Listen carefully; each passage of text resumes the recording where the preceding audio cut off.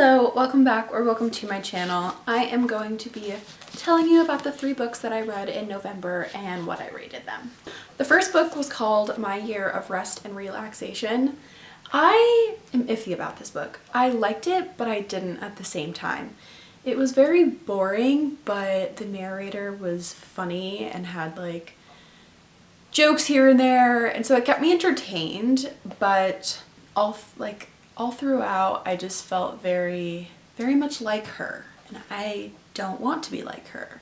I felt very like depressed and sad picking this up, and that's not not how a book should make you feel, but it did. Like it was like a chore to read this book, and so I rated it a 3.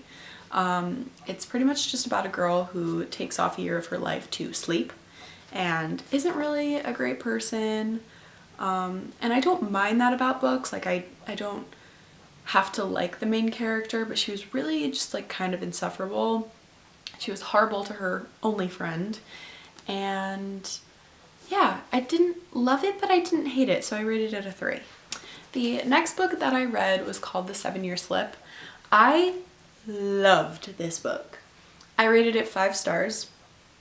It immersed me into its world. I really appreciate that when I am just fully invested in something. So it's pretty much about a girl. Her name was Clementine, and she inherited her aunt's apartment, and the apartment is actually a time travel apartment. So she meets a guy who's living in her apartment now, 7 years ago. So when she meets him, he is 7 years behind and she is 7 years in the future. So it's a love story, and it was phenomenal. I loved it so much, and I rated it, I'm pretty sure I rated it a 5, but it might have been like a 4.5, 5, same thing. So yeah, I really love this book, and I would definitely recommend it. The last book I read in November, sorry I only read 3, but it was a busy month and I only got to 3 books. But I read The Intruder by Frida, and I really like this book. I know that's like a little controversial. I feel like a lot of people didn't like it, but I wasn't expecting the ending. Her books are just so easy to read that it's like, why not pick them up?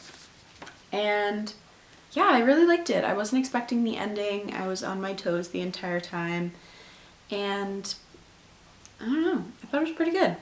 But it's about a woman named Casey who lives in like a cabin in the mountain area. She doesn't have a phone, she doesn't have cell service, she doesn't even have a TV, like no electronics whatsoever. And in the middle of a storm, she has an intruder sleeping in her backyard.